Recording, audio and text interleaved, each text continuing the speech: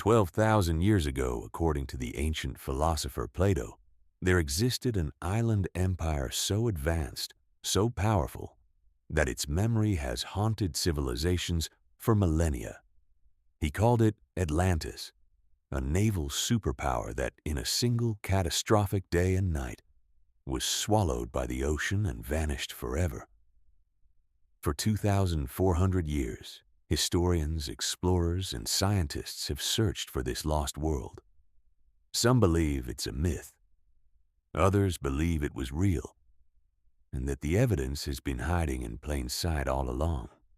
Today, we're going to examine every piece of evidence, and by the end of this video, you'll understand why the mystery of Atlantis is far stranger than any legend.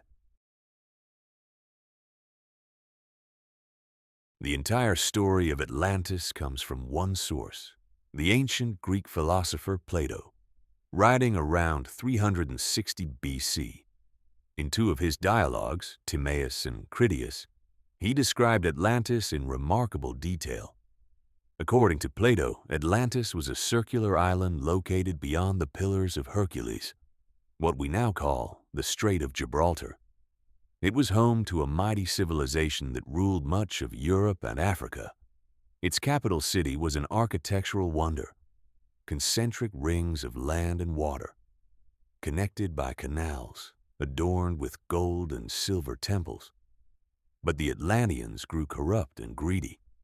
They attempted to conquer Athens and failed. As punishment, the gods sent earthquakes and floods.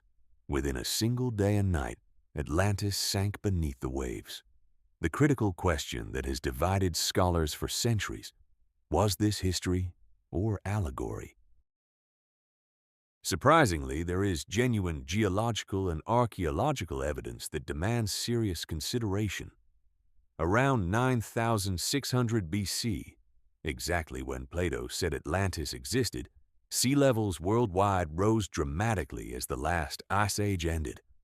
Entire land masses were submerged. The Mediterranean basin itself was once a dry valley before the Atlantic broke through at Gibraltar in a catastrophic flood. In 2011, a team of researchers using satellite imagery and ground-penetrating radar found what they described as a candidate site for Atlantis buried in the mudflats of southern Spain. The layout matched Plato's concentric circle description remarkably closely. Then there are the myths. Dozens of ancient cultures, from the Maya to the Egyptians to the Berbers of North Africa, share legends of a great civilization destroyed by a flood. Could they all be remembering the same event? Most mainstream historians and geologists remain deeply skeptical, and they have compelling reasons. No contemporary source outside of Plato mentions Atlantis. None. Not a single Egyptian papyrus, Phoenician tablet, or Greek inscription. For a civilization that supposedly ruled Europe and Africa, this absence is striking. Ocean floors are among the most studied geological surfaces on Earth. We have detailed maps of the Atlantic seafloor. There is no sunken continent. The geology simply doesn't support it. The Atlantic crust is ancient oceanic basalt, not continental rock. Plato himself was known for writing philosophical allegories, stories with moral lessons disguised as history. Many scholars believe Atlantis was simply a story he invented to illustrate the dangers of greed and imperialism. So, where does that leave us? The truth is, we don't know. And that uncertainty is precisely what makes Atlantis so enduring. Whether it was a real civilization, swallowed by the sea, or a philosophical tale crafted by a genius, the story of Atlantis asks us the same question it always has.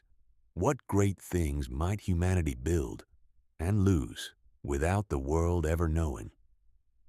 If you found this fascinating, there are more mysteries waiting for you on this channel.